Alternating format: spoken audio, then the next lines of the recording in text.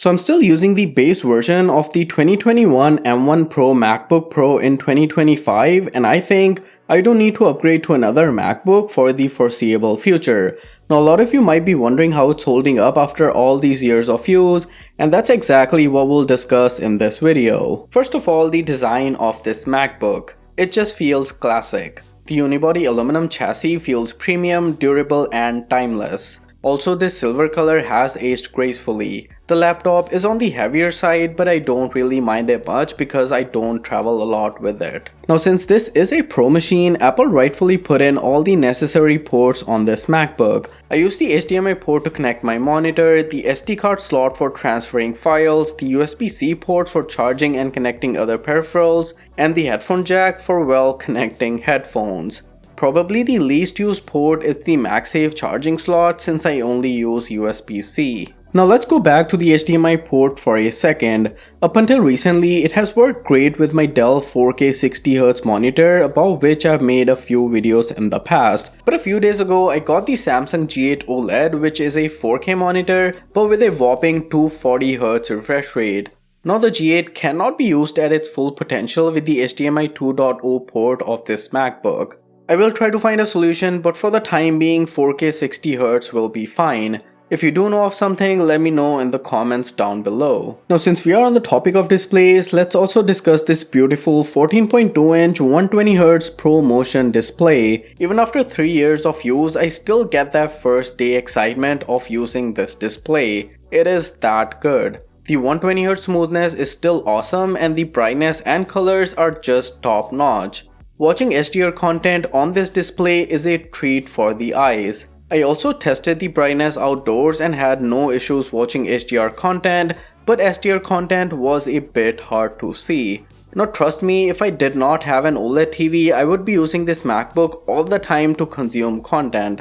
Apple literally knocked it out of the park with this display, except one thing, which is how easily the screen gets smudges or fingerprints and how tough it is to clean them. Battery life is kind of a no concern situation for me, as I always keep it plugged in when I'm working from home, like in the background, and I rarely ever travel with the laptop. I've never been invited to a tech event, so I don't really need to take this with me or edit videos on the go, but consider subscribing to the channel so we can change that in the future. Anyways, I did use it without charging and it seemed to be doing decent, so there's that. Oh, and the battery health is at 91% after 192 charge cycles. Like I mentioned, I mostly use USB-C for charging and rarely the MagSafe port. Now before we move over to performance, let's discuss rest of the hardware. Now I've rarely ever used the camera, but on the rare occasions I do, people on the other end always seem to compliment the good camera quality even to this day. Now the great display is equally matched by the amazing speakers.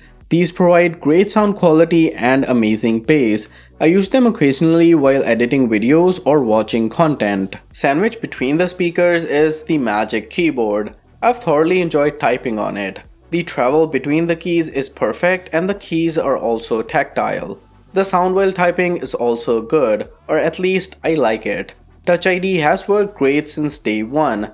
Now the keyboard has picked up smudges and oil, but I do try to clean it every once in a while. I'm not a picky person when it comes to keyboards, but I must say this is a great keyboard to use. And so is the trackpad. It is large, made of glass and is super responsive.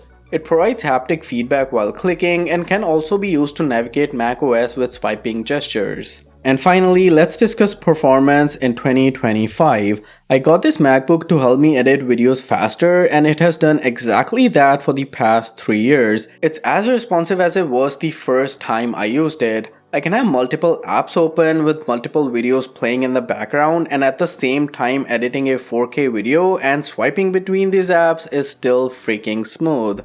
It can literally take everything you can throw at it. I've rarely ever heard the fans turn on. Now as for video editing, the MacBook has never disappointed me. Recently, I made the iPhone 16 Pro Max video with so many layers of photos, 4K videos and text effects, and the MacBook just didn't show any signs of lag. It rendered that 9-minute video in roughly 12 minutes, which for me is insanely fast for a base model M1 Pro MacBook. On the storage front, the 512GB SSD has been holding up well. Video editing does take up a lot of space, but I do have an external SSD to transfer files if I do need the extra bandwidth. Overall, I've been extremely pleased with my time with the M1 Pro MacBook. It's easily one of the best tech products I've ever purchased. Hopefully it continues to perform strong for the next couple of years before needing an upgrade. Now let me know if you have any questions guys, subscribe, and I'll catch you all soon in the next one.